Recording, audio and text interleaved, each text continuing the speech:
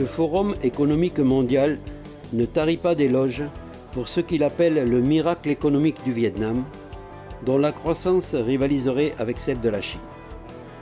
Selon cet organisme, qui réunit les patrons des plus grandes entreprises de la planète et des dirigeants politiques du monde entier, la recette serait due, entre autres choses, je cite, à l'investissement massif en faveur de la population, à l'assurance d'un accès à Internet à la fois accessible et universel, à la conversion du pays à la mondialisation, au fait que les industriels sont devenus le principal moteur de la croissance. Fin de citation.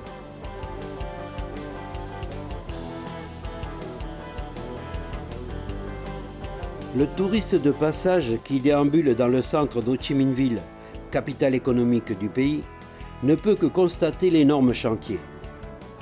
S'il est de retour au Vietnam après plusieurs années, il sera impressionné. Les tours de verre et de béton brillent de tout leur feu.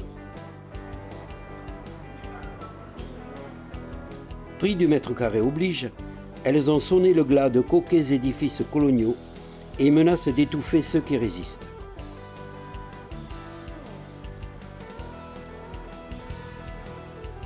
Les publicités assaillent les rues, les places et les tours.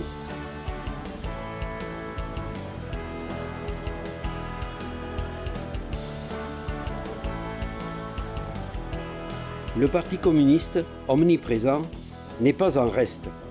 Il s'affiche sur panneaux lumineux géants au milieu des marques de voitures, de cosmétiques, d'immobilier. À Hanoï, il trône au centre de la capitale, tandis qu'à Saigon, plus près du sol, devant le comité populaire de la ville, Ho Chi Minh semble bien petit, quelque peu esselé dans cet environnement clinquant.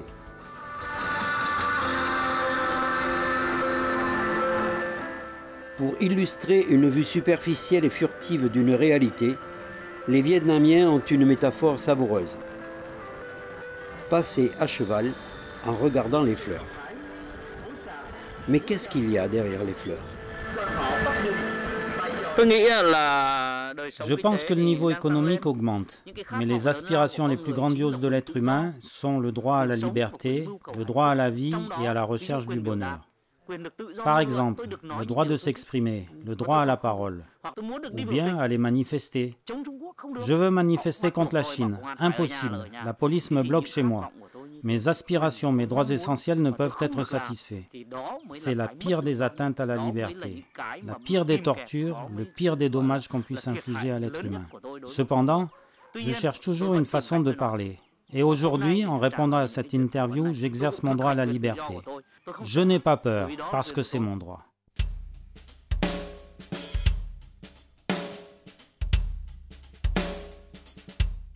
Ce film, au tournage improvisé, est un porte-voix pour des femmes et des hommes en mal de vivre, qui, malgré le danger dont ils sont bien conscients, ont demandé à parler haut et fort. Tous vivent au Vietnam. Beaucoup sont des personnalités bien connues dans leur pays, qui ont donné une grande partie de leur vie en soutien à ce régime. D'autres sont de modestes anonymes qui disent leur souffrance et leur colère. Rêve de bonheur et combat d'une vie violemment confisquée, sentiment d'abandon, désarroi et révolte mêlés quand matraques et pelleteuses transforment des vies de sueur en déserts de ruines.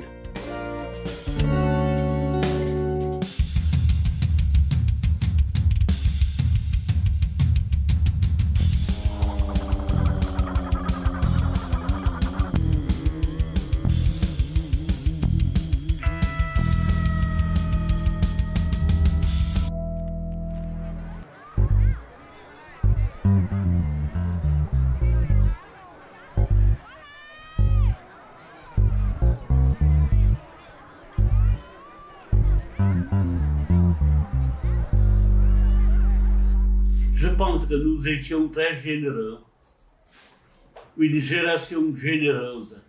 Et à cause de la générosité, nous avons reçu la révolution. Parce que la révolution, ça nous donne de la liberté.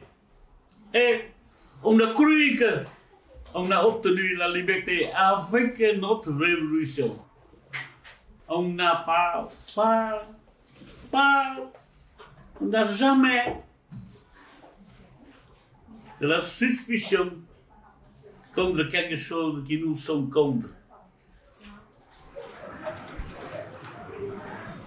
J'ai donné mon adolescence, ma jeunesse, ma naïveté de jeune fille dans les cachots, dans les cellules, dans les cages à tir, dans les tortures. Tout cela parce que je crois absolument à la victoire finale du Front National de Libération. Je crois absolument à la paix qui doit revenir pour mon pays. Le Parti communiste a gagné la guerre car, à cette époque, il était en phase avec le peuple.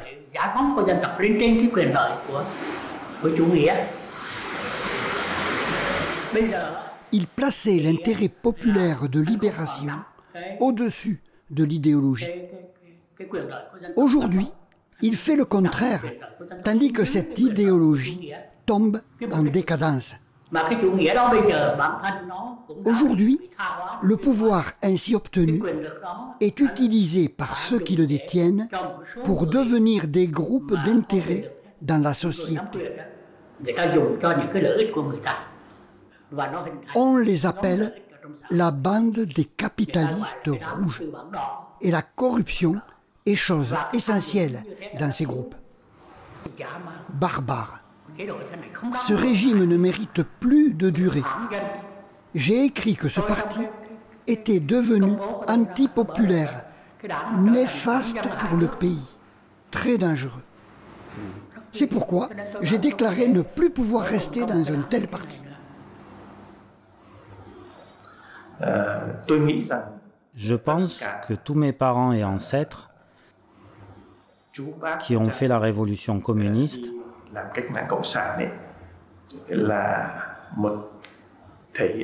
appartiennent à des générations qui ont suivi les aspirations patriotiques d'un peuple, mais qui ne connaissaient pas bien l'idéologie communiste.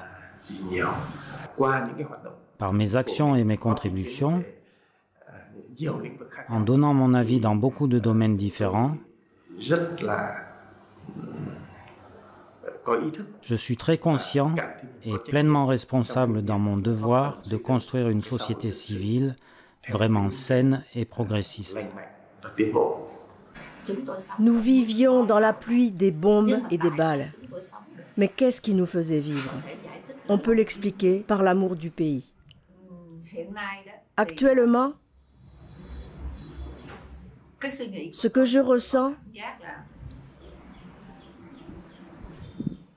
c'est que le régime sait qu'il n'a pas le soutien du peuple.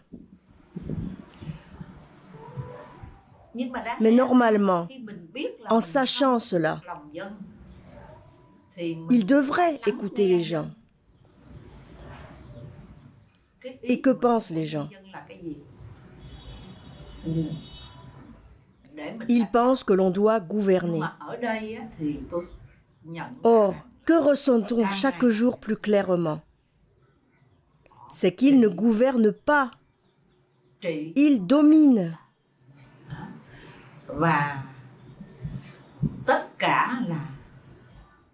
Tout ce qui est dit, entendu et pensé doit suivre leur commandement. Jamais on ne nous laisse vivre librement.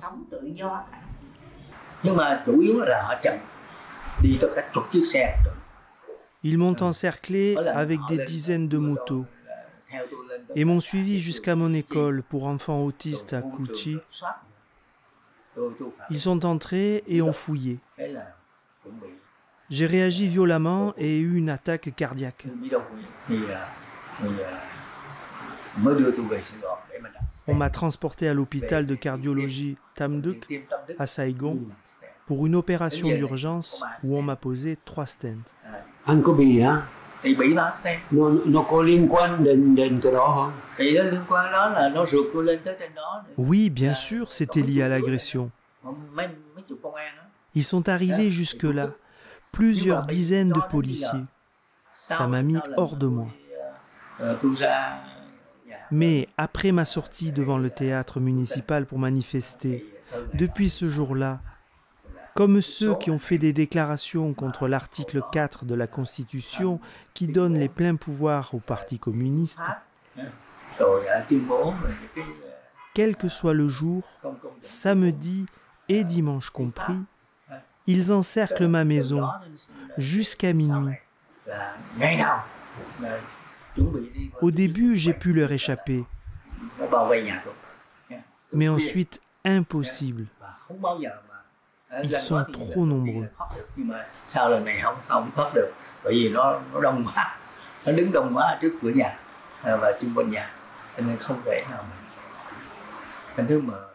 Dans un tel régime, où la démocratie est ainsi étouffée, comment le pays peut-il se développer? Toute notre famille a participé à la résistance. Ils sont tous devenus des cadres fidèles dans la lutte contre les Français, les Américains et les Chinois. En 2017, j'ai organisé dans cette pièce une cérémonie en la mémoire du professeur chinois Liu Xiaobo, un homme qui a porté haut le drapeau de la lutte pour la démocratie contre la dictature du Parti communiste chinois. Ce parti le haïssait. Et quand Liu Xiaobo a obtenu le prix Nobel de la paix, ce fut comme un coup de poignard dans le cœur du régime totalitaire chinois. Alors j'ai organisé la cérémonie de commémoration ici.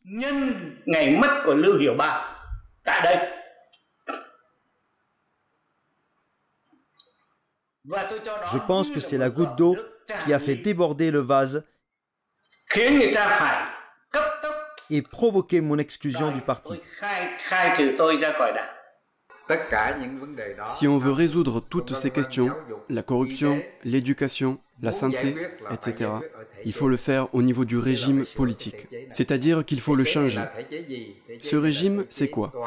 C'est un régime totalitaire, dictatorial. Si on change cela, alors on pourra résoudre les autres problèmes. Il y a des gens qui me disent « Vous êtes devenus les prisonniers de 2 régimes ». C'est un peu ça. L'ancien régime nous avait mis en prison, et aujourd'hui, même si on ne peut pas parler de détention avec le régime actuel, ça ressemble à de la prison chez soi. On m'a fait confiance, puis j'ai été formé pour être journaliste, et j'ai travaillé à Radio Libération dans le Maquis, jusqu'au 30 avril 1975, à la fin des combats. Pendant toute cette période, malgré la guerre féroce et nos conditions très difficiles, j'ai toujours été optimiste.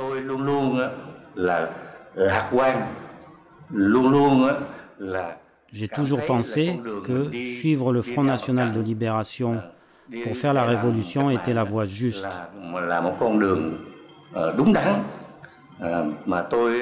J'étais très fier de ma vie qui suivait la bonne direction. Je trouvais mon combat très romantique, très beau.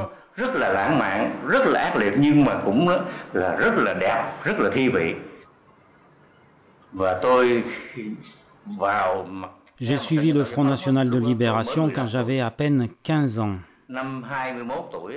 À 21 ans, j'ai adhéré au Parti communiste.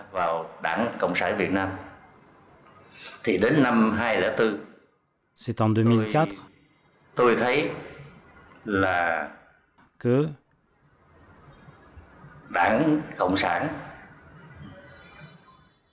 voyant que le régime était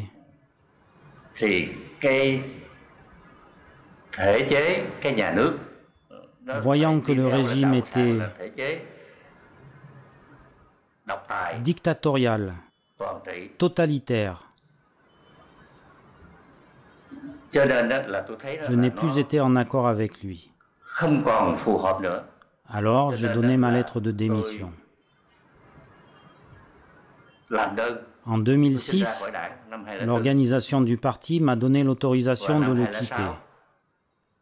Ils ont dit que c'était pour suivre mes aspirations. Mais j'ai dit très clairement aux dirigeants que c'était parce que j'avais perdu la foi.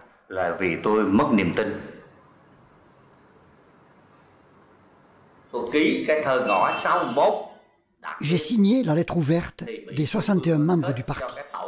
Et la direction nous a accusés d'auto-évolution, d'auto-transformation. Elle nous a convoqués devant le comité de propagande et d'éducation de Saigon.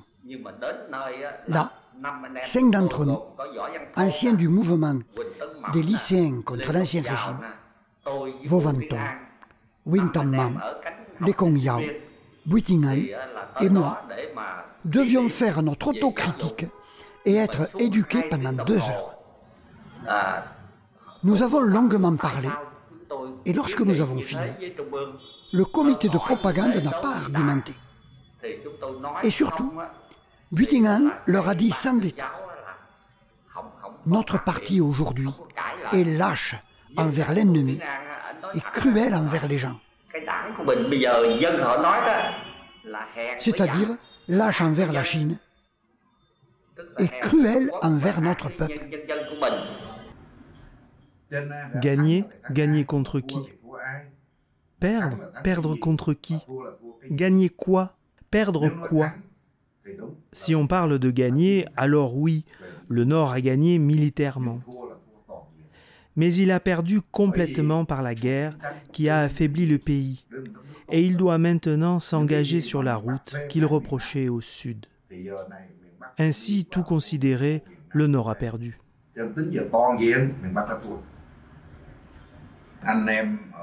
Ceux qui, comme nous, ont participé au mouvement de résistance dans Saigon sous l'Ancien Régime constatent que la situation du pays empire de jour en jour. À la rigueur, notre peuple pourrait vivre pauvrement, mais pas dans une société d'insécurité. Une société où chaque jour, quand vous ouvrez le journal, vous voyez des affaires de corruption, des crimes, des bandits qui volent et assassinent, toutes sortes de délinquances, avec des policiers qui, au lieu d'être du côté des gens et de les protéger, leur rendent la vie plus difficile, les frappent, les répriment lors des manifestations.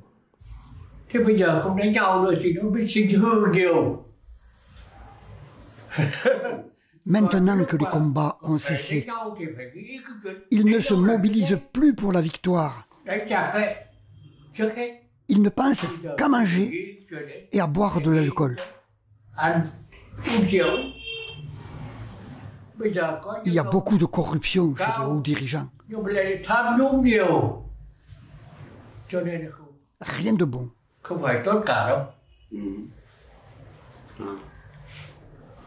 Thể chế chính trị của Việt Nam nó có phải thay đổi hay không? Nghe thấy không? Thể chế chính trị Việt Nam có cần thay đổi hay không? Oui. Oui. Trước hết, avant tout, là phải il faut la démocratie. có cái nền dân chủ. Sans démocratie, on n'a rien.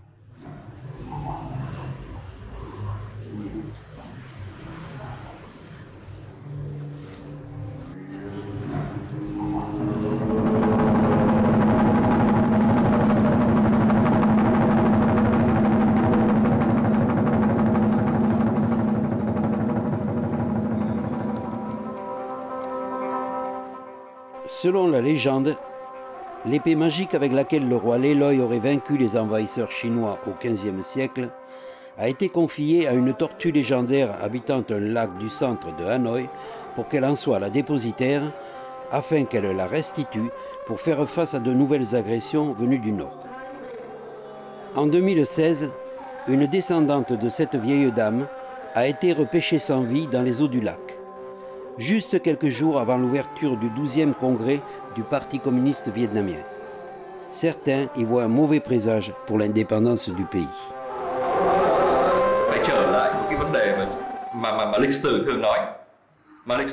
Cela nous renvoie à ce à quoi l'histoire fait souvent référence, la malédiction de la géographie. C'est la tragédie historique du Vietnam qui touche la Chine. L'homme peut s'échapper, pas la terre. Ainsi, cette malédiction conduit les Chinois à se ruer vers le Vietnam, de sorte que notre pays est menacé de perdre sa terre dans l'avenir.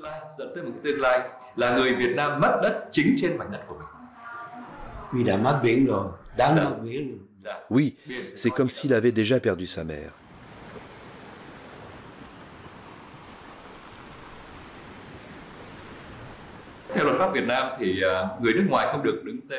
Selon la loi vietnamienne, les étrangers n'ont pas le droit d'acheter des terres en leur nom. Alors ils cherchent à le faire de façon détournée. Quand on parle des étrangers ici, ce sont essentiellement les Chinois.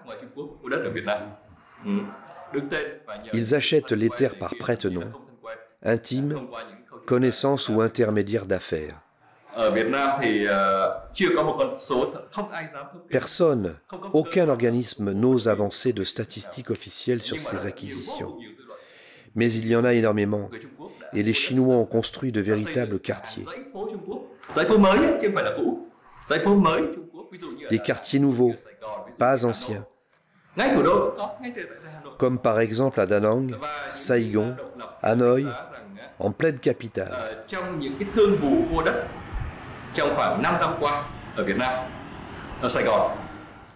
À Saigon, au cours des 5 dernières années, des experts indépendants ont estimé à au moins 30% de l'ensemble des transactions des acquisitions immobilières chinoises en sous-main. D'autres chiffres donnés par des brokers et intermédiaires directs sont plus pessimistes et estiment ces acquisitions à 50 ou 60%.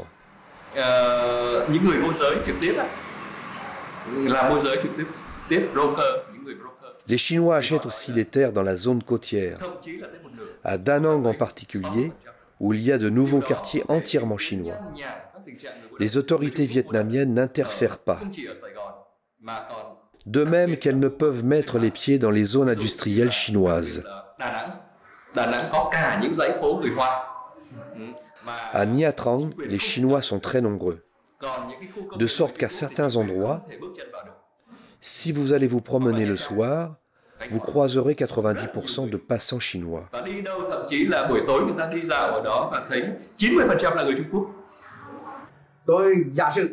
Dans l'hypothèse d'une guerre entre la Chine et le Vietnam, la Chine, ici, à Da Nang, pourrait couper le pays en deux. Au cours de l'histoire, la Chine a infiltré petit à petit une 5e colonne. Cette 5e colonne a déjà été organisée au cours de la résistance anti-américaine pour aider le Vietnam en préparant des soulèvements et des troubles dans la communauté chinoise de Saigon et en plaçant des espions dormants dans tout le pays pour guider les troupes le moment venu lors d'une éventuelle invasion. Ce fut le cas à la frontière nord en 1979. Je pense que les Chinois à Da Nang sont ici pour faire du commerce comme tous les citoyens des autres pays. Mais, sûrement, les forces de la 5e colonne sont présentes dans cette communauté car cette partie du pays est très stratégique.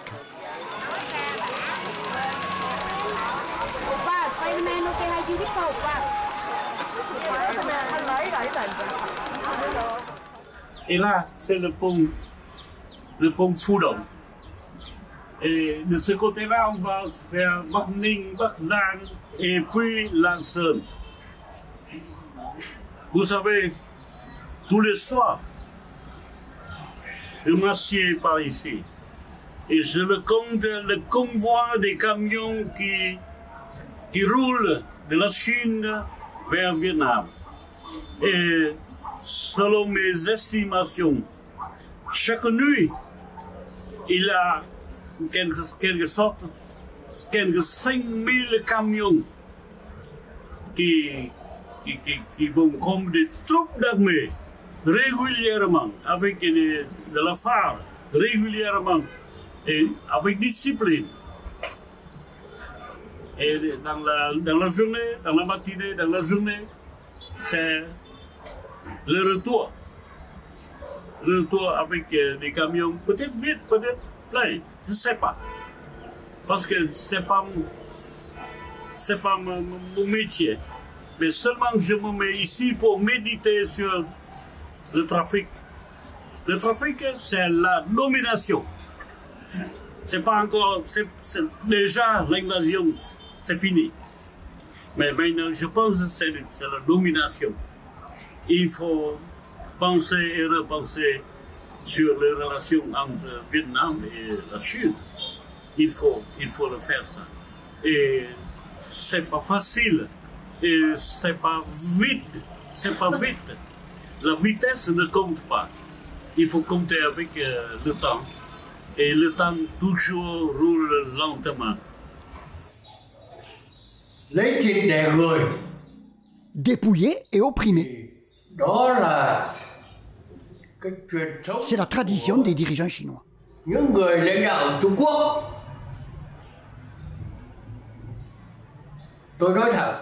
Je le dis franchement, dépouillé et opprimé.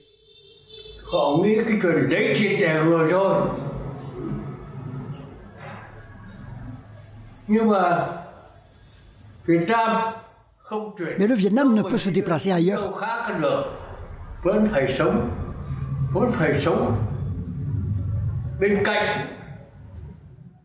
Il doit continuer à vivre à côté de ce géant vorace.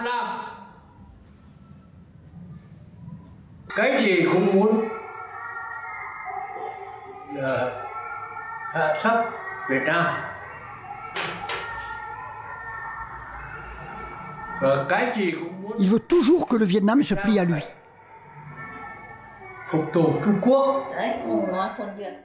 Mais jamais.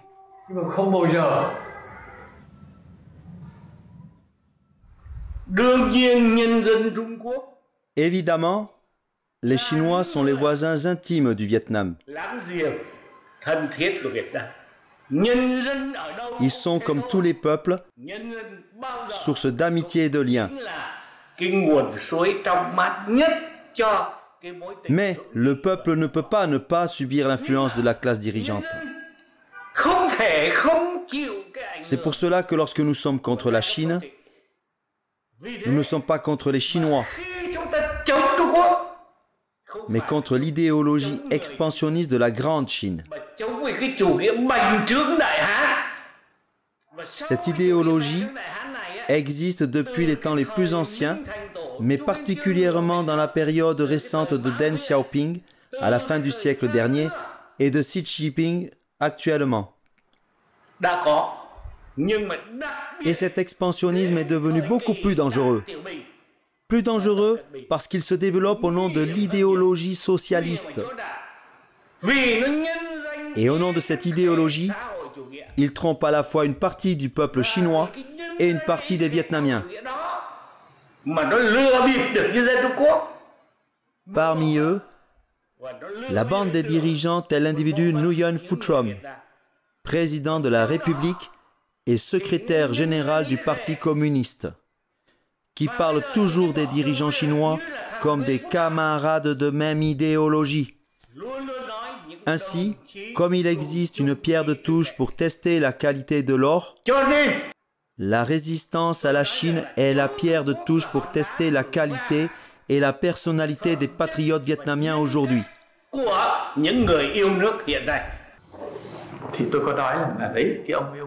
J'ai dit à ce haut dirigeant, à ce camarade, aux yeux de nombreuses couches de la société, dans le pays et à l'étranger, de ceux qui connaissent le Vietnam, qui l'aiment et qui se sentent responsables, vous apparaissez, vous les membres du bureau politique, comme des lâches.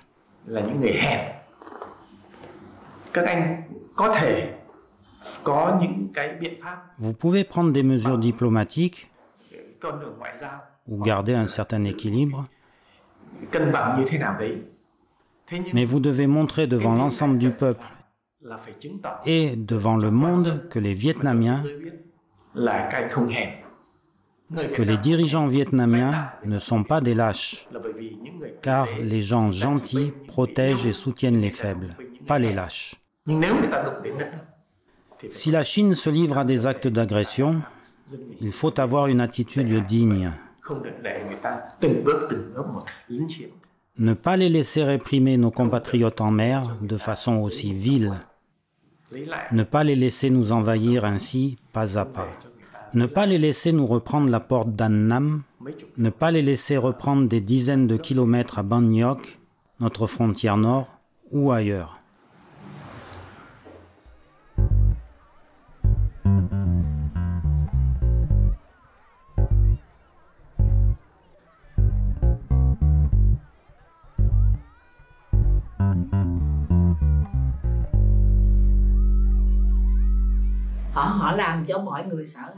Ils font peur à tout le monde, pour ne parler que de moi. Comment peut-on dire que je suis réactionnaire?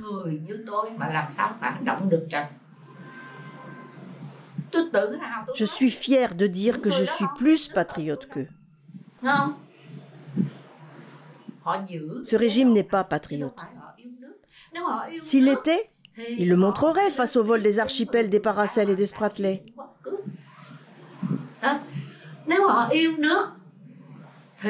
S'il l'était, il s'élèverait contre la destruction de la mer par la société chinoise Formosa, mer empoisonnée pour des dizaines d'années.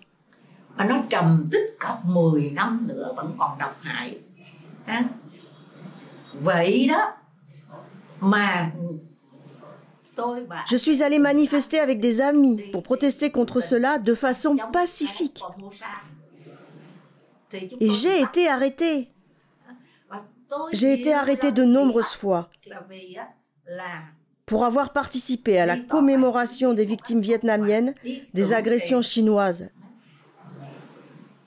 dans les archipels des Paracels, des Spratleys, à la frontière nord. Alors que j'exprime ma reconnaissance envers ceux qui sont tombés pour mon pays, pourquoi me traite-t-on de réactionnaire? Souvent, j'ai été très en colère de voir que les sépultures de ceux qui sont tombés à la frontière nord ont été profanées, les noms et les inscriptions grattées, effacées.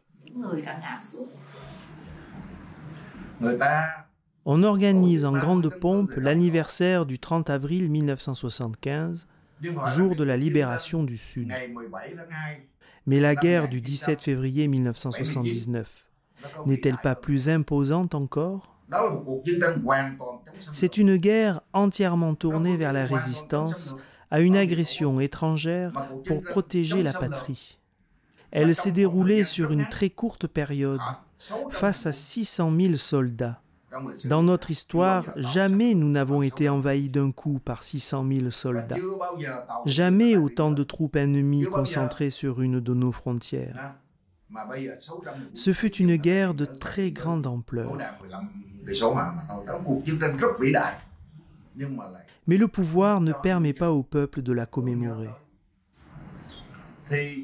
Alors nous autres, camarades, nous nous demandons, ce parti est le parti de qui?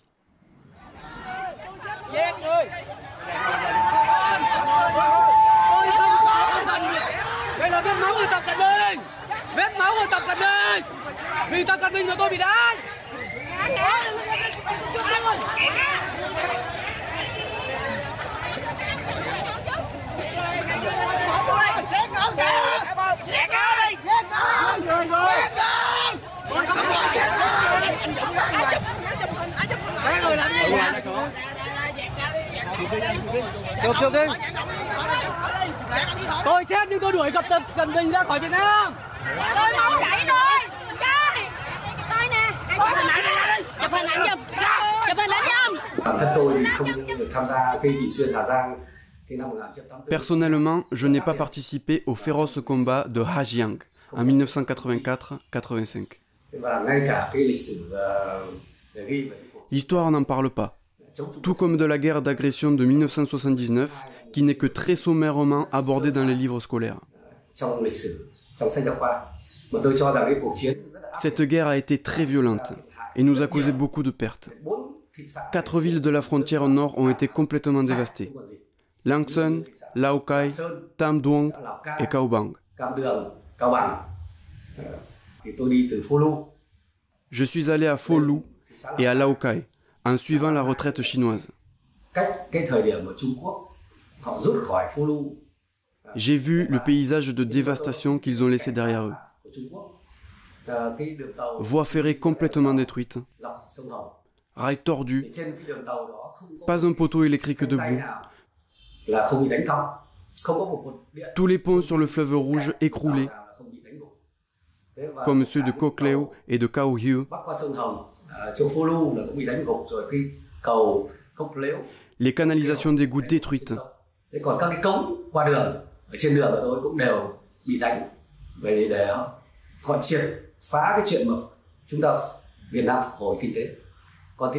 Trois ans après leur retraite, la ville de Lao Cai n'était encore qu'un champ de ruines sans vie.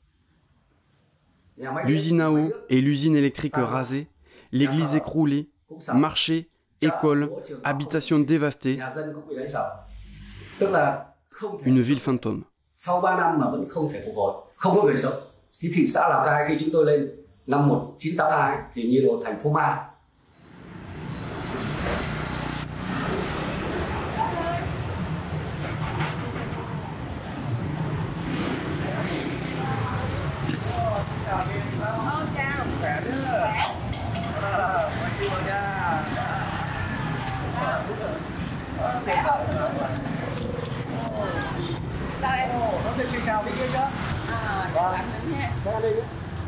Ở đây nó có nhiều camera đó, kia 2 cái này, còn kia chốt dân phòng kìa. Une dizaine de caméras par là, à gauche à droite. Il y a un kiosque de milice. Còn hiện nay có 2 nhân viên có cái xe hơi đáng ngờ đấy. Deux bancanes qui sont là. Hơi đáng ngờ. Deux bancanes qui sont là. Xin chào. Chào bánh canh.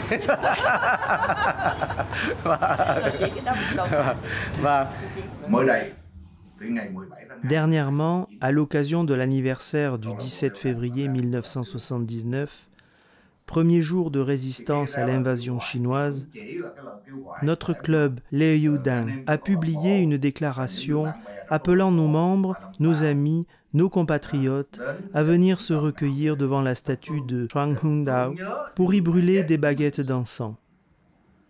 C'est le devoir minimum de tout citoyen. Le pouvoir ne fait pas de commémoration, les citoyens la font. Alors le pouvoir l'empêche. Il a tellement peur que les gens se rassemblent qu'il a fait enlever du pied de la statue la vasque où brûlent les baguettes d'encens. C'est une insulte aux ancêtres et au général Trang Hung Dao. C'est une insulte envers le sentiment sacré que les Vietnamiens portent à leurs prédécesseurs qui se sont sacrifiés pour qu'ils vivent. C'est une insulte envers l'éthique vietnamienne ainsi formulée. Quand on boit l'eau, il faut toujours penser à ceux qui ont creusé le puits.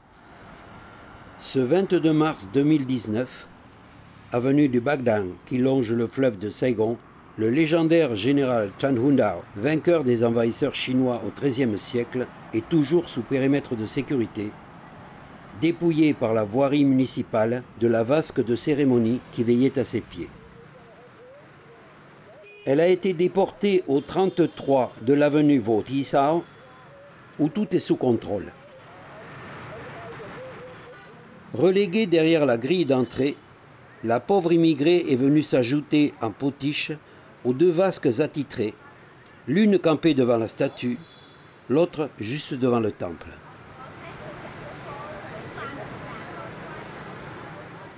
Ce 14 mars 2019, mes amis du club Liuyudang m'ont invité à la commémoration de 64 militaires vietnamiens massacrés en 1988 par la marine de guerre chinoise dans l'île de Gạc Ma, archipel des Spratly.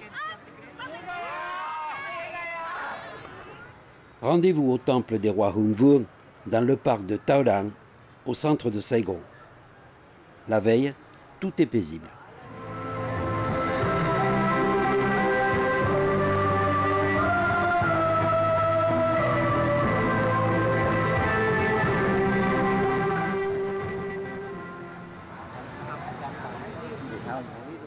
Mais le lendemain, la grille principale est cadenassée.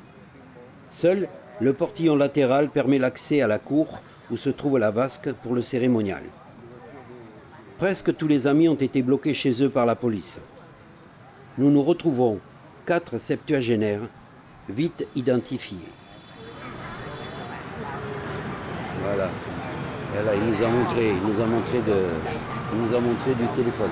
Il nous a repérés déjà. Et très vite entouré par des dizaines d'individus menaçants, en uniforme ou en civil, hommes et femmes, naguère pas sans inoffensifs.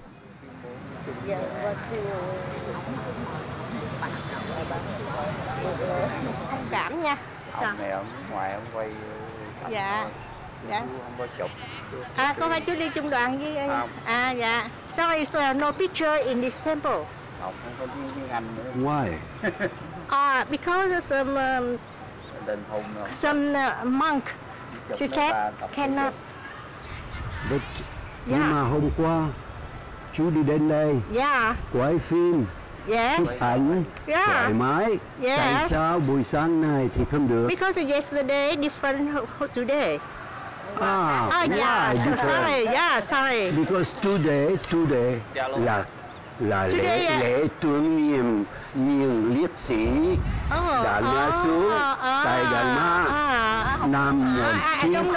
Không phải biết lịch sử của Đức Minh mà. I don't know, but today I must do everything to clear my temple. Sorry. Ông biết rõ rồi. Ông đến đây chính về lý do đó. So sorry. Không phải để tưởng niệm, có phải không? I don't know. Rồi. So sorry. Ouais, welcome. Please. Bien que la matraque ne soit jamais loin, à Hanoï, devant la statue du roi Ly Thae-to, la technique est plus grotesque. Le jour de la commémoration, on mobilise un groupe de faux danseurs pour occuper la place, haut-parleurs déchaînés pour couvrir toute prise de parole.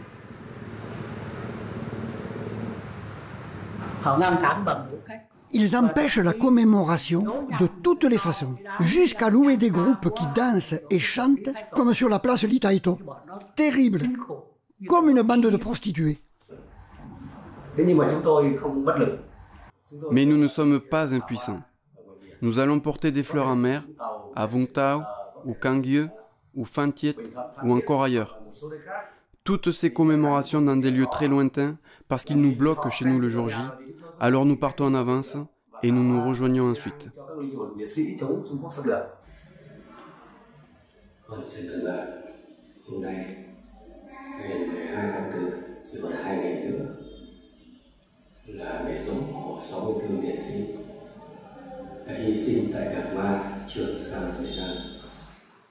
On se réunit chez l'un d'entre nous, c'est comme une manifestation à la maison.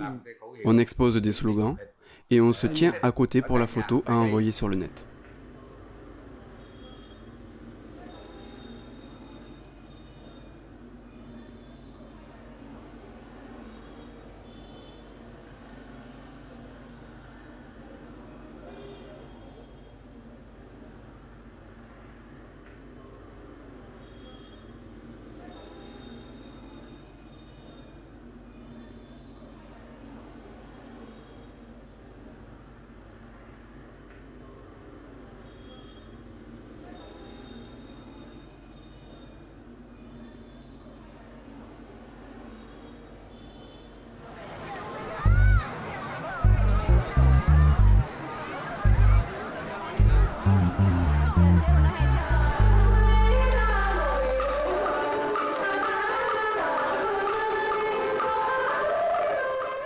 Les pêcheurs du centre du Vietnam, proches de l'archipel des Paracels, auraient beaucoup de raisons de commémorer le sacrifice des 74 militaires de l'Ancien Régime tombés pour défendre l'archipel entièrement annexé par la marine de guerre chinoise. Depuis 1974, ce terrain de pêche ancestral leur est défendu. Et pourtant, et n'ont pas d'autre choix pour vivre que de braver cet interdit. Des milliers d'entre eux l'ont déjà lourdement payé, certains de leur vie, sans protection ni aide véritable de leurs autorités qui maintiennent leur misère et leur colère sous contrôle.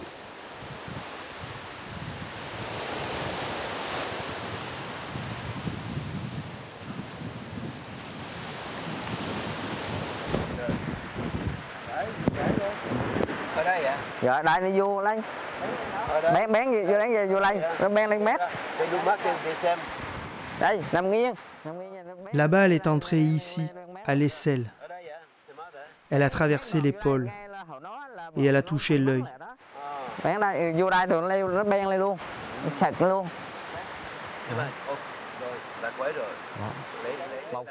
Et ici aussi, j'ai été blessé.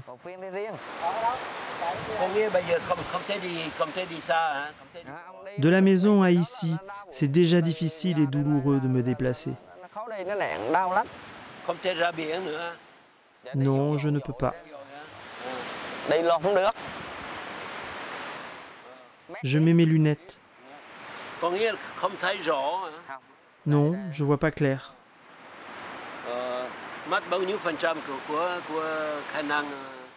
Je n'ai plus que 30% de vision à cet œil. J'en ai perdu 70%. Pas du tout. J'ai déjà été arrêté. J'ai perdu un bateau. Dans les Paracels. Près de l'île d'Aloy. Oui, tout perdu. Ils nous ont éperonnés. Oui, ils nous ont coulés. Nous étions 6. Oui, on nous a sauvés. Oui, des bateaux de pêche vietnamiens sont venus à notre rescousse. Souvent, on les aperçoit et on essaie de les éviter.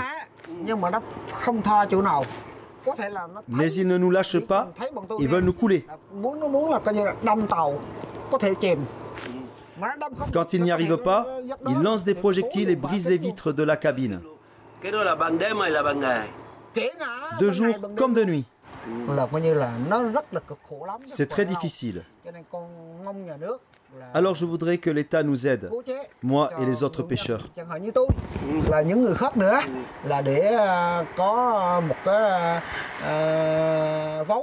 Pour disposer d'un fonds qui nous permette de continuer à travailler, pour nourrir nos familles.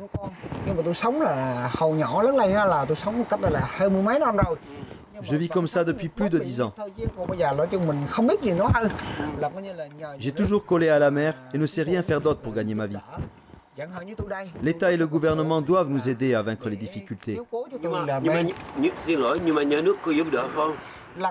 Jusqu'ici, je n'ai pas encore été aidé. Dans l'archipel des Spratleys, les Chinois aussi nous tirent dessus. Ils ont blessé des pêcheurs aux jambes. Blessés, pas tués. Maintenant, ils sont partout dans les Paracels et ils envahissent les Spratleys dans leurs lancers. Cela rend difficile notre survie économique et pousse les pêcheurs d'ici à aller de plus en plus loin pour nourrir leurs familles.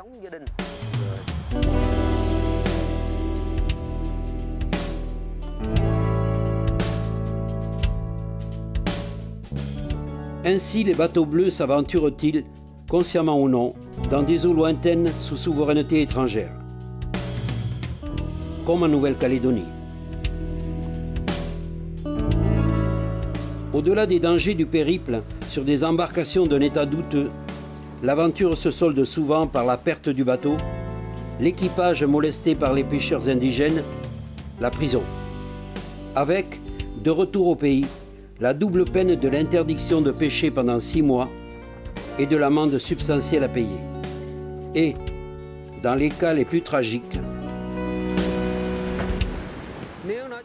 dans le cas où un bateau fit soudainement irruption, les plongeurs qui pêchent au fond sont remontés trop vite et il y a des accidents de décompression. Certains ont été partiellement ou totalement paralysés. D'autres sont morts. Dans ce cas, on les sale et on les garde en cale pour conserver les corps durant le voyage retour, pour que les familles puissent procéder aux obsèques. Chính quyền Việt Nam nói về người dân thì một phải bám biển và cái thứ hai không bảo vệ khi họ gặp sự cố ở trên biển thì ông nghĩ như thế nào? Có thể chữa được không? Tôi nghĩ là họ là chuyện không bảo vệ thì cũng không đúng. Dire qu'elle ne protège pas les pêcheurs, ce n'est pas juste. La police de la mer a souvent protégé et sauvé des pêcheurs vietnamiens. Mais je pense que la politique de protection est insuffisante. C'est pour cela que les pêcheurs rencontrent des difficultés. J'ignore si c'est dû à la faiblesse de notre marine ou au manque de bateaux, mais nos pêcheurs ne sont sauvés qu'après l'incident. Ils ne sont pas protégés des agressions avant qu'elles se produisent, c'est-à-dire dans le premier cercle où on chasserait les bateaux chinois menaçants. La loi maritime du Vietnam ne prévoit pas une protection suffisante.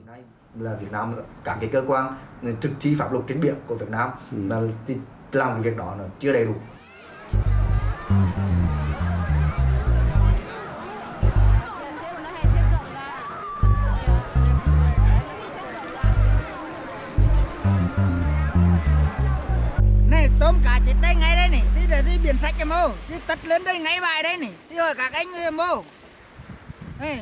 Thì nhà tôi là đi về đây mà ăn nó xem đi. Il faut choisir, soit les crevettes et le poisson, soit l'acier. C'est la réponse largement télévisée que le représentant de l'acierie géante taïwanaise Formosa a faite aux populations angoissées de cette région pauvre du centre du Vietnam. Plus de 300 000 familles sinistrées. La mer empoisonnée pour des années par la pollution chimique. Une nouvelle misère vient s'ajouter brutalement à celle, ordinaire, du quotidien. Tout au long de ces années où le Vietnam a été livré par ses autorités à des sociétés écocidaires locales ou étrangères, jamais une catastrophe n'avait pris de telles proportions. Bien sûr, les populations n'ont pas d'autre choix que celui du poisson et de la mer, car les deux sont leur vie depuis la nuit des temps. Elles ont réagi pour leur survie.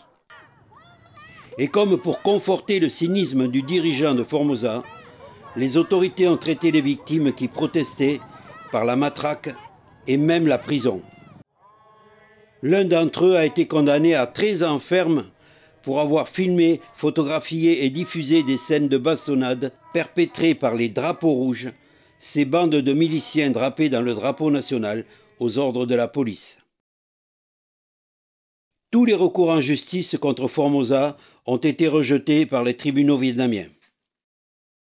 Quant au dérisoire dédommagement financier, ils ont été distribués par les autorités de façon aléatoire et douteuse. Cái bản danh Formosa đặt tại Kỳ Anh, Hà Tĩnh, không xa đây bao nhiêu.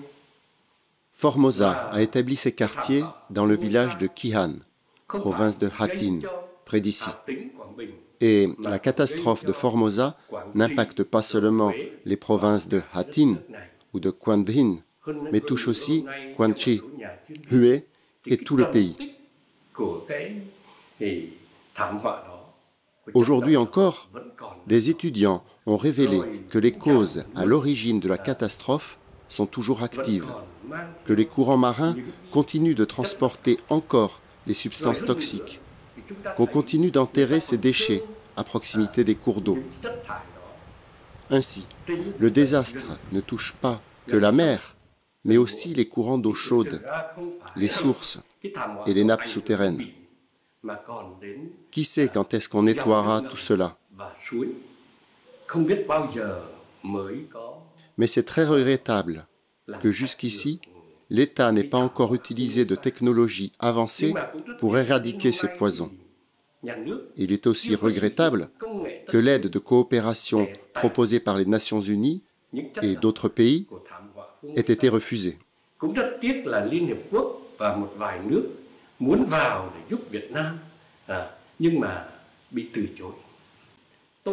Pour me rendre compte, je suis sorti en mer avec eux un après-midi, une nuit et une matinée.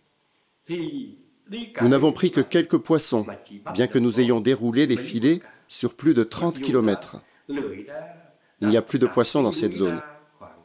Ils sont morts et n'y pénètrent que quelques fois. Et si on va plus au large, on manque d'argent pour le carburant et on rencontre les bateaux chinois.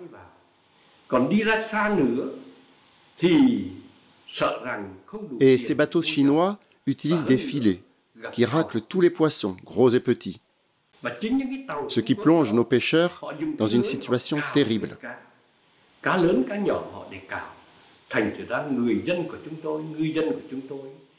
Cette belle région, où autrefois les hommes pouvaient prélever les richesses de la mer pour nourrir leurs familles, élever leurs enfants, vivre, bâtir leurs maisons, est devenue aujourd'hui une région morte, pour ainsi dire.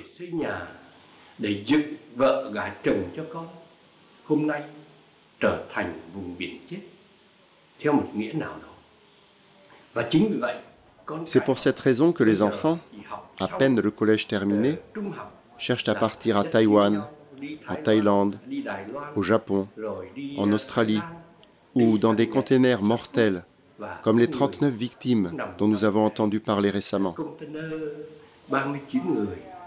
C'est très douloureux. Alors, nous posons la question. Pourquoi ?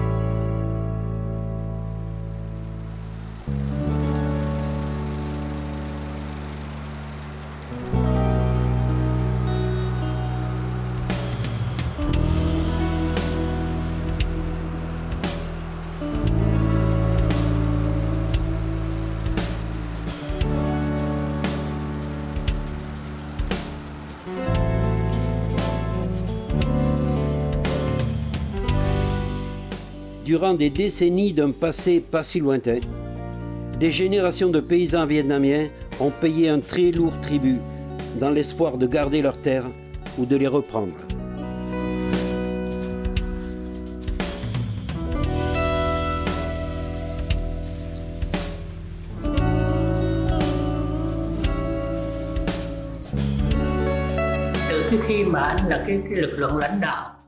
Dès lors que tu es la force dirigeante des deux guerres, durant lesquelles les gens ont fait ton socle, ta base, et que tu leur tournes ainsi le dos, que tu les trahis, laissez-moi redire ce que je pense. Il n'y a pas de couche sociale qui soit plus profondément trahie que les paysans. Mais notre peuple est constitué de plus de 70% de paysans. Cela signifie que tu trahis le peuple.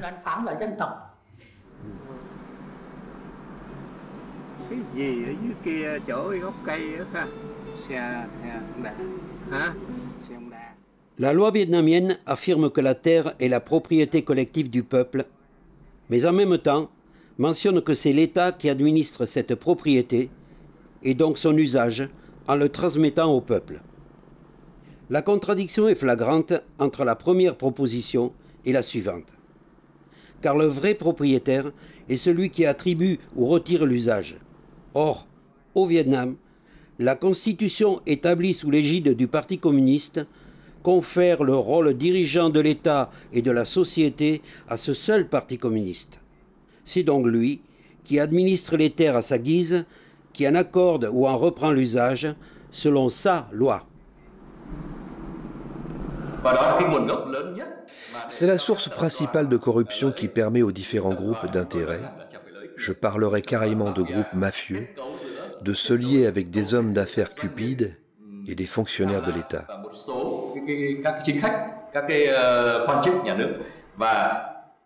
Ils chassent les habitants des zones qu'ils convoitent en achetant leurs terres à vil prix ou même en les extorquant sans compensation. Puis ils les revendent sur le marché à des prix 10, 20, voire plusieurs centaines de fois supérieurs. Du côté de l'État, il n'y a pas encore de statistiques officielles. Mais selon les estimations de quelques experts indépendants, le nombre de victimes de ces extorsions de terres, directes ou indirectes, ainsi que le nombre de ceux qui sont impactés, s'élève à plusieurs millions de personnes. Chaque année, des milliers de plaignants assaillent les tribunaux et manifestent pour demander justice. Et je peux dire que du nord au sud, ces situations se multiplient. Par exemple, à Hanoï même, depuis 2017, dans le village de Dong Tam, il y a un véritable soulèvement.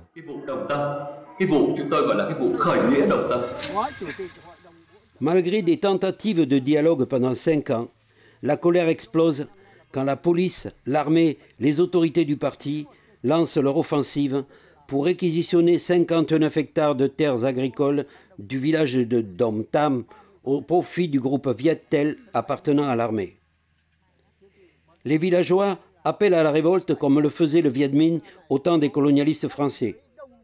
Les femmes neutralisent et désarment sans violence une section de 35 gardes mobiles.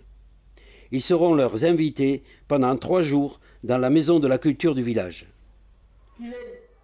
Monsieur Les Dinkin, 90 ans, dont 55 de partis, sérieusement blessé au cours de l'agression, raconte. Immédiatement, ils m'ont menotté. Ils m'ont enfoncé violemment un chiffon dans la bouche. Ils ont recouvert ma tête d'un bonnet de laine. Malgré les menottes, j'ai réussi à enlever ce bonnet. J'ai craché le bâillon et j'ai jeté le bonnet au visage du policier en civil assis à ma droite.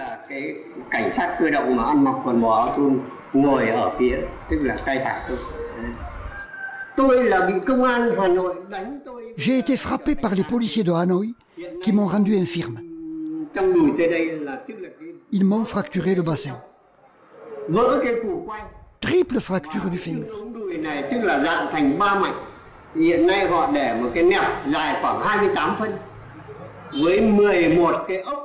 Avec 11 vis comme des têtes de baguettes.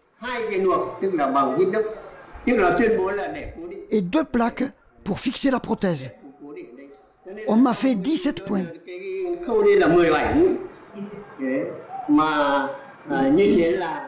Chaque fois que je marche, ça fait cloc, cloc. À chaque mouvement, c'est très douloureux.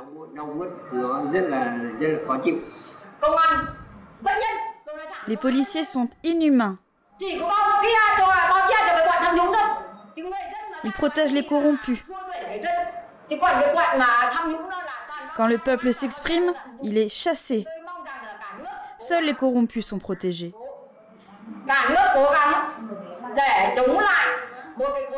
Il faut que tout le pays s'unisse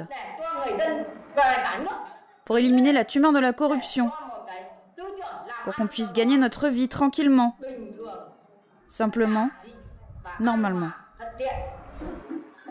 Si quiconque se permet d'envahir ces terres pour s'en emparer, sans papier officiel, alors le peuple de Dong Tam doit se sacrifier jusqu'à la dernière goutte de sang pour les protéger. Province de Binh Nhung, à 1800 km au sud du village de Dong Tam et à 30 km de Saigon. Encore des milliers d'hectares réquisitionnés par les autorités provinciales. Parmi les victimes,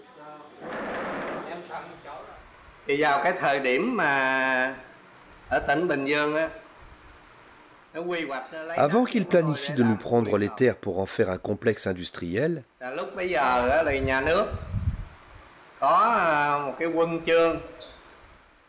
l'État avait gratifié notre village de la décoration « Village héroïque ».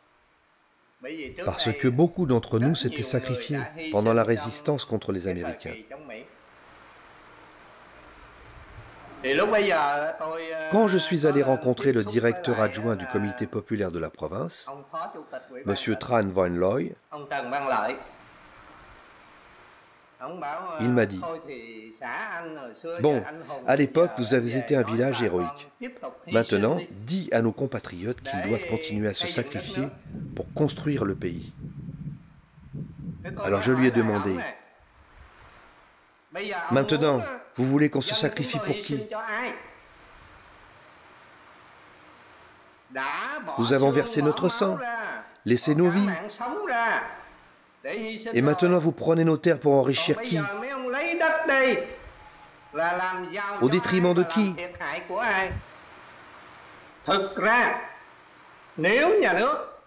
Si l'État nous prenait nos terres et nos biens pour construire des hôpitaux, des écoles, des zones militaires pour résister à l'ennemi, nous serions prêts à nous sacrifier. Mais clairement, ils nous prennent nos terres pour les donner à des hommes d'affaires, qui les vendent à un pays étranger, les divisent en lots pour que ce soit plus juteux. Ils nous dédommagent à raison de 30 000 dong le mètre carré, revendus à 20 millions de dong. Et la presque totalité de ces terres prises à nos familles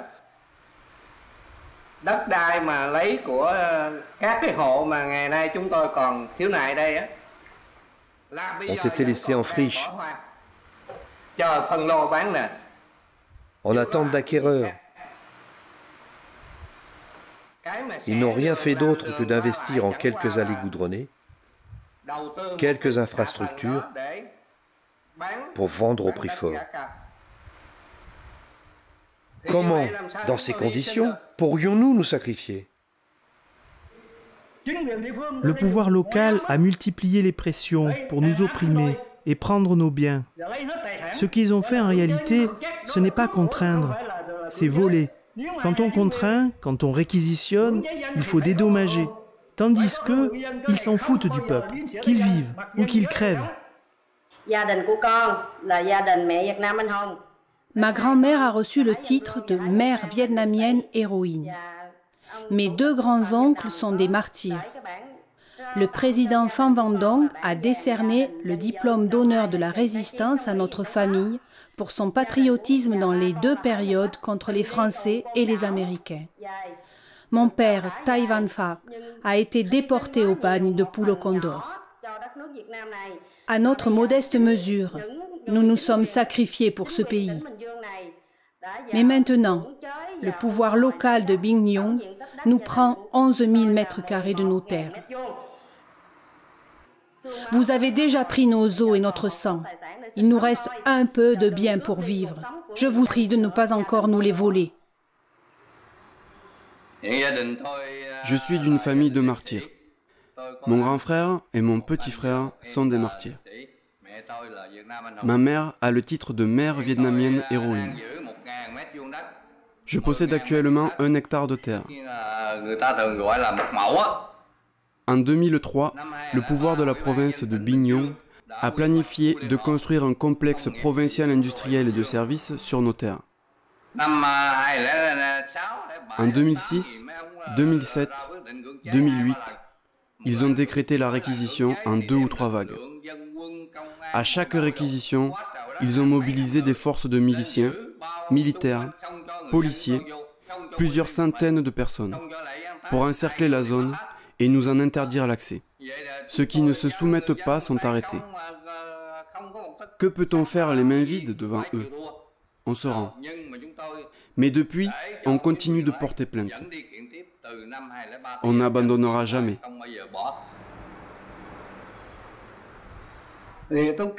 J'ai crié à la justice. Je suis allé à Hanoï.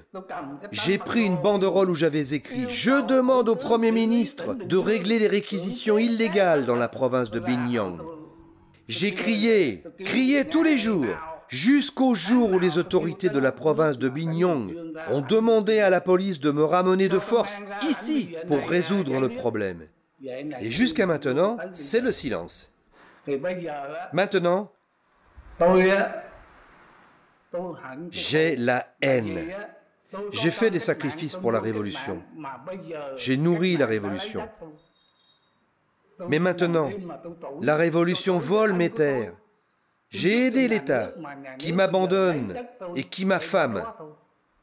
Je suis triste et pleure jour et nuit. Je porte plainte sans arrêt. Et je continuerai jusqu'à ce que l'État s'intéresse à ma situation. Jusqu'à ma mort. J'ai demandé à mes 6 enfants de continuer à porter plainte après ma mort.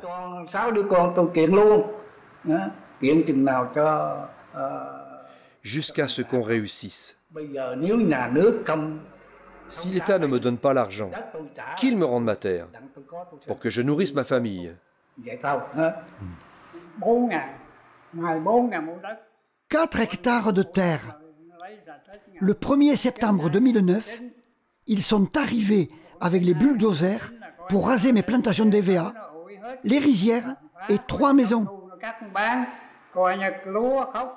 Depuis, ils se désintéressent de mon sort et ne m'ont pas rendu ma terre.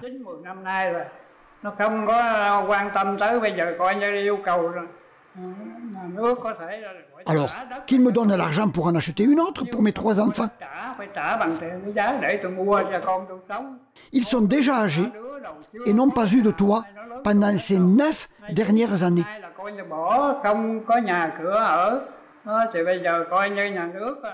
Des 3 périodes dévastatrices que nous avons vécues, la période actuelle est la plus terrible.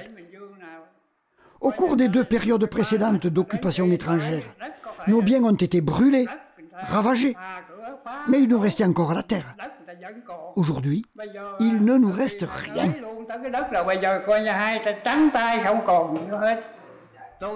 J'ai 4100 mètres carrés que mes ancêtres m'ont légués pour vivre. En 2003, les autorités de la province de Binh Duong nous ont pris ces terres à raison de 30 000 dong le mètre carré. À ce moment-là, 1 kilo de porc coûtait 40 000 dong. Comment vivre avec ce genre de dédommagement? Ensuite, ils m'ont proposé d'augmenter le dédommagement à 63 000 dong, quand le prix du kilo de porc était passé à 80 000 dong. Comment accepter cette compensation? En échange de ma terre, j'ai juste de quoi manger quelques jours.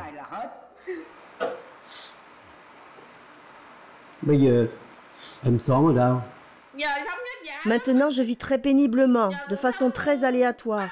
Un jour j'ai faim, un jour je peux manger. Mes enfants n'ont pas de maison. Ils vivent en location dans des petits studios.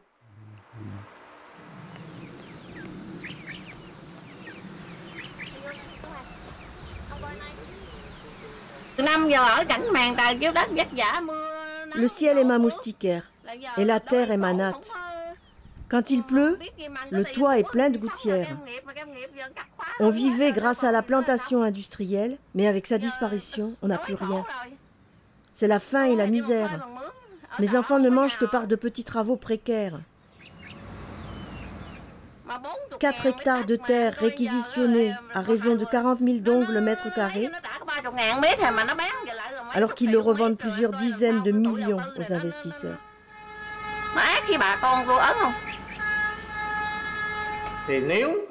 Si l'État considère que nous sommes des criminels, alors qu'il nous passe tous par les armes, soyez humains, tuez-nous.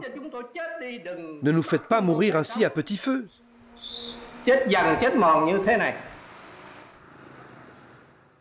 Si les terres agricoles font l'objet de bien des convoitises, les terrains urbains sont des proies de choix pour des projets immobiliers encore plus juteux, comme ici, à Hanoï, arrondissement de Long Biên.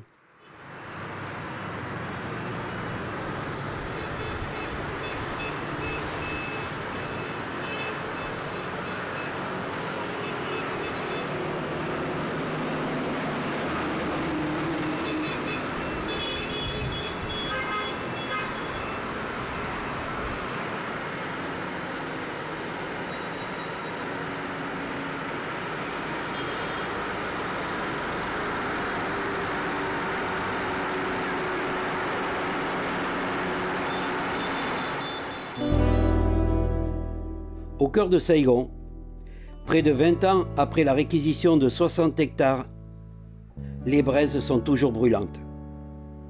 Dans la zone de Thu Tiem, sur les 3000 familles impactées au départ, 115 continuent de réclamer justice, d'autres demandent à revenir, tandis que les politiciens d'aujourd'hui ont beaucoup de mal à couvrir ceux d'hier.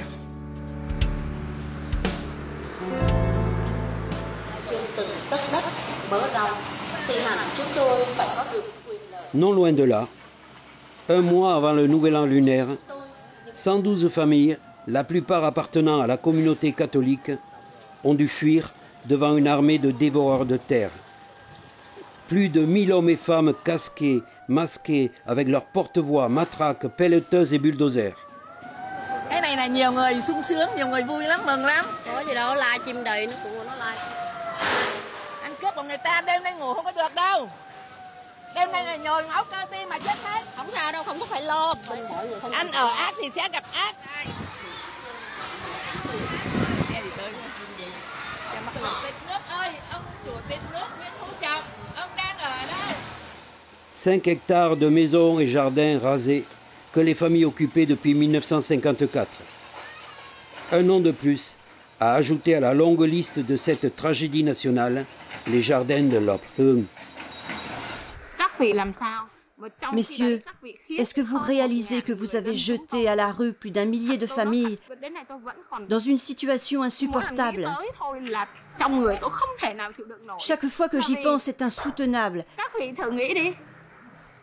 Je ne peux pas imaginer qu'il y ait des gens si inhumains qui signent de tels décrets et traitent ainsi les gens si sauvagement, avec barbarie. Excusez-moi de parler ainsi, mais on nous considère moins bien que des chiens. Sur le net, vous nous avez qualifiés de meneurs. Chong Tok Bao Chin, moi-même et 25 autres. Comment pouvez-vous dire que nous avons une organisation alors que c'est vous qui êtes organisés pour réquisitionner des terres illégalement? Organisés pour voler nos terres et nos biens, alors que nous ne sommes que de simples gens qui ont perdu leurs biens et qui en souffrent. Vous dites que nous sommes organisés pour empêcher le vol. Mais comme disaient nos ancêtres, c'est le voleur qui crie au voleur. Quand nous avons organisé une conférence de presse, les journalistes qui sont venus n'ont donné que votre point de vue. Ils n'osent pas dire la vérité.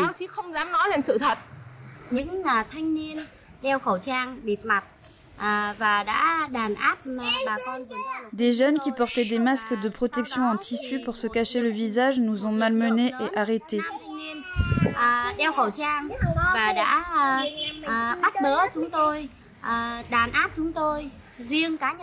Ils m'ont tiré par les cheveux et ont cogné ma tête contre un véhicule.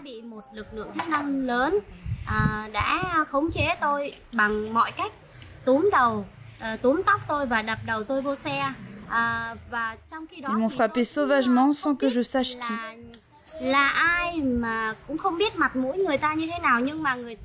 On m'a forcé à monter dans le véhicule et j'ai refusé.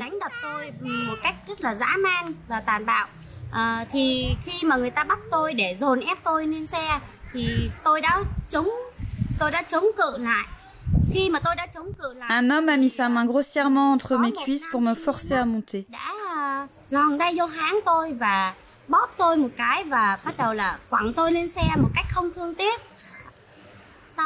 Un autre homme à côté de moi m'a touché de façon indécente. Il m'a caressé en feignant de me calmer. Devant son comportement indécent, j'ai menacé de porter plainte contre lui.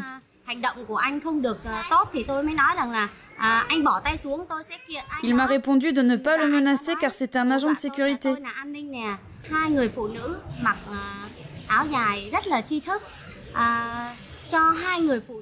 Deux femmes en haosai à l'air très intellectuel m'ont déshabillée entièrement. pour chercher des documents sur mon corps.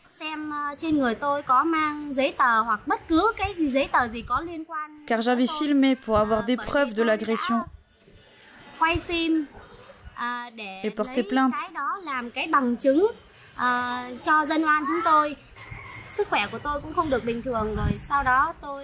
Comme je ne me sentais pas bien, j'ai demandé à aller aux toilettes. Et ils m'ont suivi pas à pas, sans accepter que je ferme la porte. Ensuite, on m'a menacée, sans résultat. Alors ils ont tenté de me séduire. Puis, ils ont augmenté la pression de l'interrogatoire en répétant des questions comme « Qui t'a incité à faire ça? Qui est le meneur? Qui a payé les habitants pour lutter contre le gouvernement? Combien? »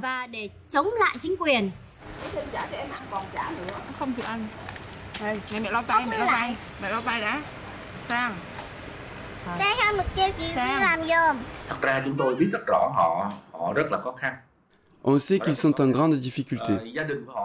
La plupart des familles sont des ouvriers. Ils cultivent des légumes et c'est au moment du Tết, nouvel an lunaire, qu'ils font la récolte.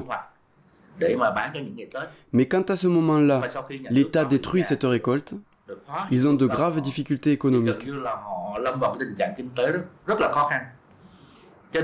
C'est pourquoi, nous les avocats, qui décidons de les défendre, nous le faisons entièrement gratuitement et nous refusons toute aide financière de n'importe quelle organisation ou individu.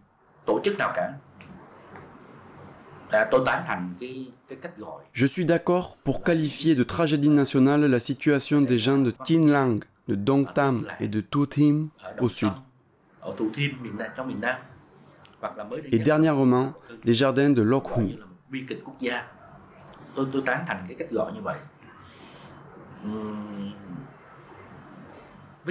En qualité d'avocat, je dis qu'il y a une solution au problème. Je parle du point de vue de la loi. Notre loi n'est pas satisfaisante. C'est ainsi dans tous les pays. Elle demande à être perfectionnée. Pourtant, il suffirait de l'appliquer correctement et complètement dans le respect de son esprit. Ce serait déjà très bien pour le peuple et rendrait notre société beaucoup plus belle.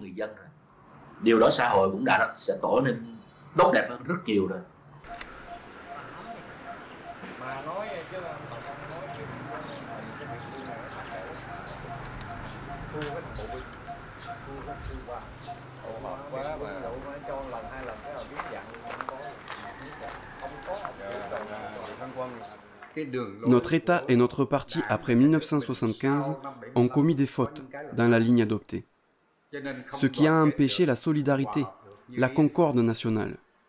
Il fallait adopter une politique pour effacer la haine. Par exemple, le fait de forcer les gens à aller dans des camps de rééducation. Pourquoi les y envoyer pendant plus de 10 ans? Comment penser qu'on va faire changer ainsi la façon de penser des généraux, des officiers? Chacun a sa façon de penser. Ne fallait-il pas mieux les inviter à venir pour leur expliquer la voie choisie, la politique, etc. et ensuite les libérer après 2 ou 3 jours? Pourquoi les détenir pendant plus de 10 ans? Ça, c'est une faute envers la solidarité nationale. Et sans cette solidarité, il n'y a pas de progrès possible pour le pays.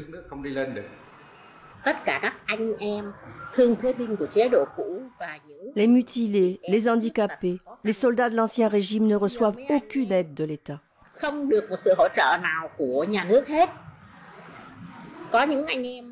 Certains sont lourdement handicapés.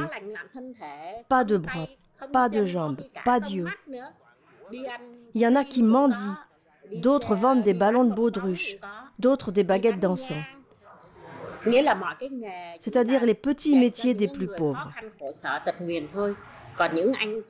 Ceux qui sont en forme vont conduire des mototaxis, mais ils doivent camoufler leur infirmité sous peine de n'avoir pas de clients. Il y a 7 ou 8 ans, ils pouvaient compter 2 ou 3 fois par an sur de petites aides venant de l'église ou de la pagode. Mais depuis 2 ans, ils n'ont plus rien, ou très peu. Les autorités sont désormais présentes dans les églises ou les pagodes. Et maintenant, ces infirmes n'ont plus rien. Par exemple, dans l'église Jésus le Sauveur, ces infirmes n'ont pas le droit de rentrer pour recevoir des dons. Même pas pour des soins médicaux gratuits. Ceux qui le font sont convoqués le soir pour parler avec la police du quartier. Et quelquefois toute la journée du lendemain sans motif valable.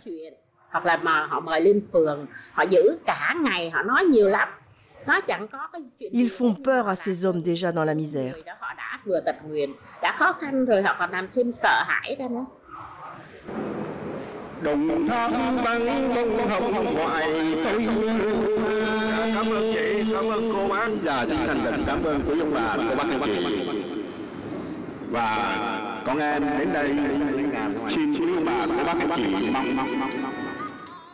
Autodérision sur leur triste sort, ils simulent une quête en chanson à l'honneur de ma venue.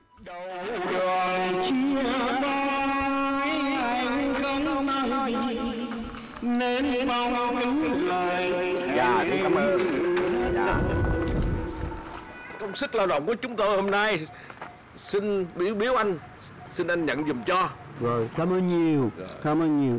Và như vậy thì ông Tây, ông Pháp này trở thành thực dân nữa. Bóc lột anh em, đại lao động mà lấy tiền. Puis il faut se séparer. Rồi xin phép chào anh hai nha, em về trước nha. Chúc anh được nhiều sức khỏe nha, vạn sự an lành. Chúc sức khỏe. Đẹp lắm, chuyện gì không? Bữa nào phóng không nổi nữa là về sắp lên đường rồi đó, còn phóng được là còn ngon. Để tự nhiên, để tự nhiên. Làm bao nhiêu năm rồi. Ghét được không? Được rồi. Okay.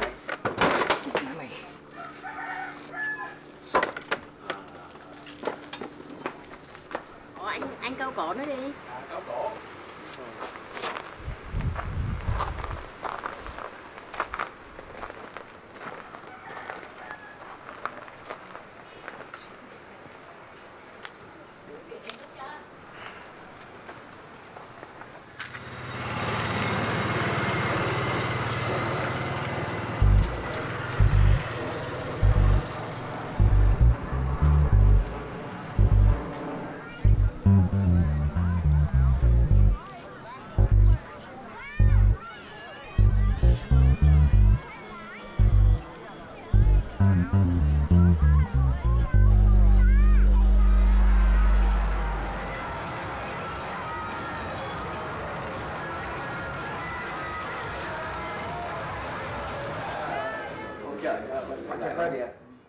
Première réunion de l'année pour l'association des écrivains indépendants au Café Soida à Saigon. Le plaisir de se retrouver et remettre le prix de l'année aux filles de l'ami Ha Ding Nguyen, récemment disparues. Nombreux sont celles et ceux qui ont été empêchés de venir et consignés chez eux de force par la police.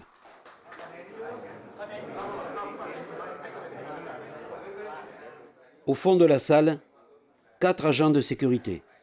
Ils filment, enregistrent, téléphonent pour informer les chefs.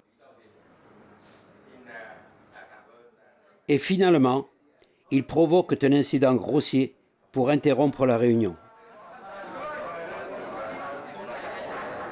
Les écrivains ont leur propre imagination, leur propre illusion, leur propre idéal. Ce sont des vrais écrivains, des vrais poètes. Ils ne peuvent pas s'accommoder avec les demandes de n'importe quel régime politique. Et leur moi était si grand que la critique arbitraire pourrait déclencher une troisième guerre mondiale.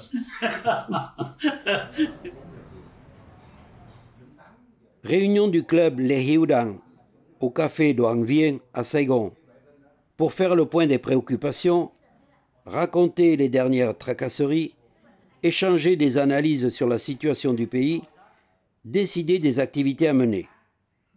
Mais la réunion s'est mal terminée. Dernièrement, le club Les Hiudang a tenu sa réunion de début d'année. À cette occasion, nous avons accueilli notre cher ami André Menras, puis nous sommes allés manger ensemble avec le journaliste Vo Van Tao, venu de Nha Trang pour se faire soigner. Juste après, le poète Phan Dac Le a été arrêté. Mon Dieu, mais on ne fait que s'asseoir ensemble, manger ensemble, boire un café, se témoigner de la sympathie. Et ça aussi nous est interdit. C'est quoi ce régime bizarre ?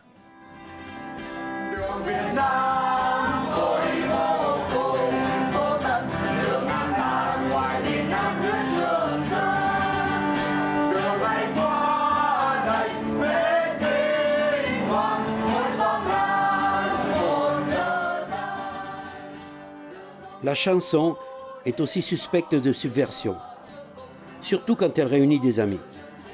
Le chanteur qui anime le groupe a été invité, selon la formule consacrée, à venir travailler au poste de police une semaine après cette soirée. Le groupe n'a plus osé se réunir.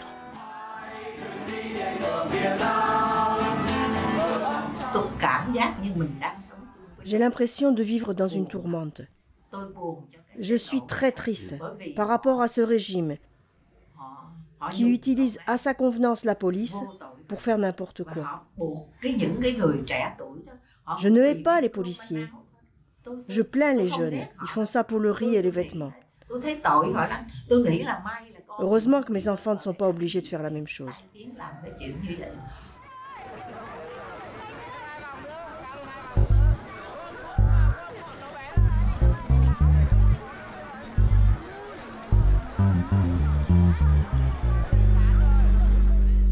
Le pouvoir n'a jamais voulu reconnaître la présence de prisonniers politiques au Vietnam. J'ai été emprisonné 2 fois. La première fois en 2007 à mon retour d'un stage aux États-Unis. Accusé d'avoir voulu renverser le gouvernement populaire, selon l'article 79 du Code pénal de l'année 1999. On m'a détenu au camp B14, en cellule d'isolement. C'était terrible, car l'espace était extrêmement exigu, conçu pour être hermétique, sombre, oppressant, de façon à créer une atmosphère qui donne la chair de poule.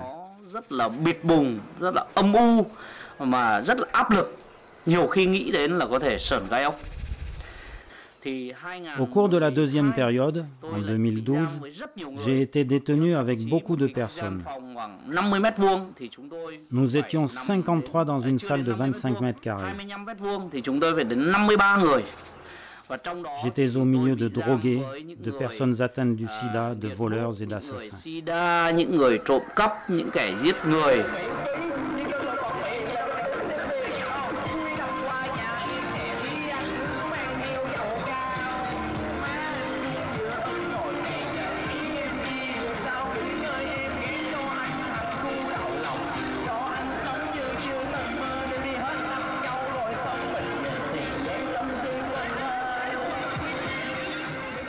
Trên cô bị thiếu vợ không? Dạ có. Oui. Có, cô bị nghe điện thoại không? Dạ có. Oui. Làm sao biết? Thì là mẹ con gọi cho con. Parce que ma mère m'a téléphoné et m'a dit que la police venait chez nous tous les jours pour la harceler. Ngày nào cũng xuống nhà con hết. Công an. Công an. Công an. Mẹ sợ không? Mẹ khóc, mẹ sợ. Ma mère a très peur et pleure. Comme quand j'ai participé au mouvement Liberté pour le Vietnam.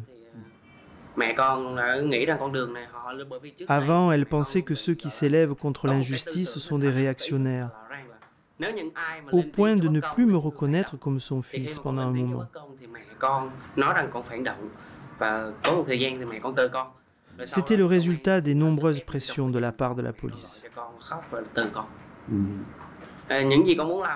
Je veux juste rendre notre pays meilleur, plus juste. Je sacrifie ma jeunesse pour le bien du pays. Mais je me sens presque isolé, abandonné. Dans une société où la file va tout droit et où toi tu fais autrement, tu deviens anormal. D'abord, je me sens coupable envers ma mère et mes proches, car je suis déjà mature et je n'ai encore rien fait pour ma famille. En plus, je leur mets la pression. Mais quand je ne sais comment faire, je pense à une chose très simple. Comme nous disons, quand le pays est perdu, la maison est en ruine. C'est-à-dire que perdre le pays, c'est perdre la famille. Moi, je choisis la cause essentielle, le pays.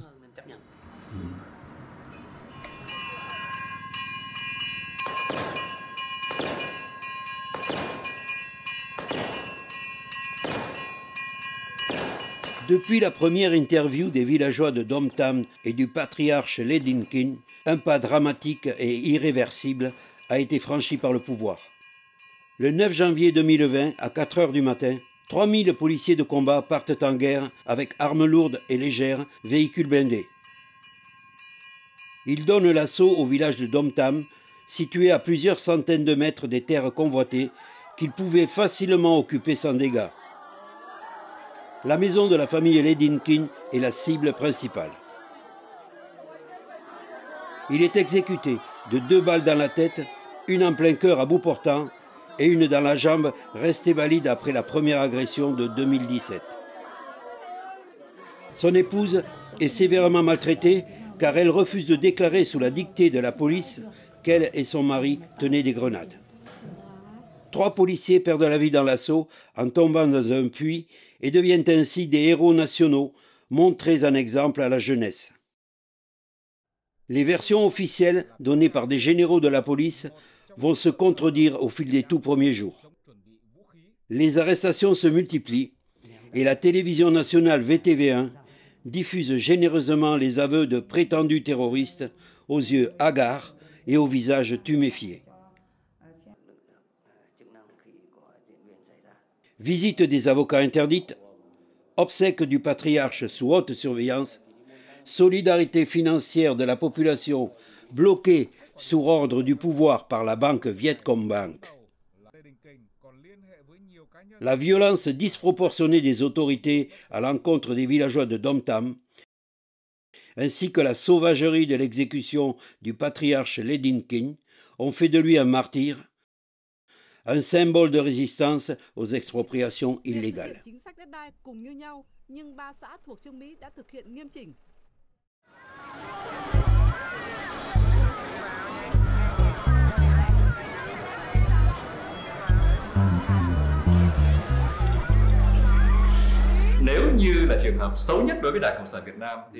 Dans le pire des cas, pour le Parti communiste vietnamien, ça finira par l'effacement, comme pour Kadhafi dans les égouts en Libye. L'image est très symbolique. C'est un effacement total et honteux. Dans le second cas, il y aura un changement démocratique au Vietnam au cours des prochaines années, dans les 10 à 15 ans à venir.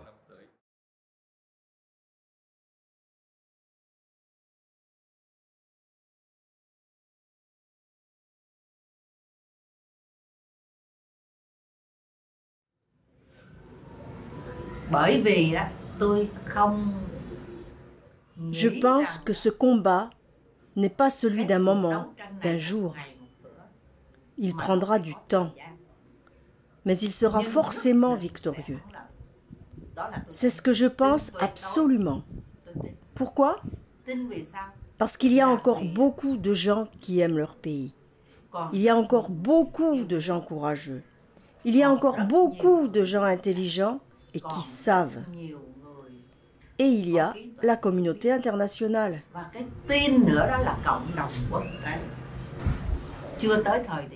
Ce n'est pas encore le moment, c'est tout.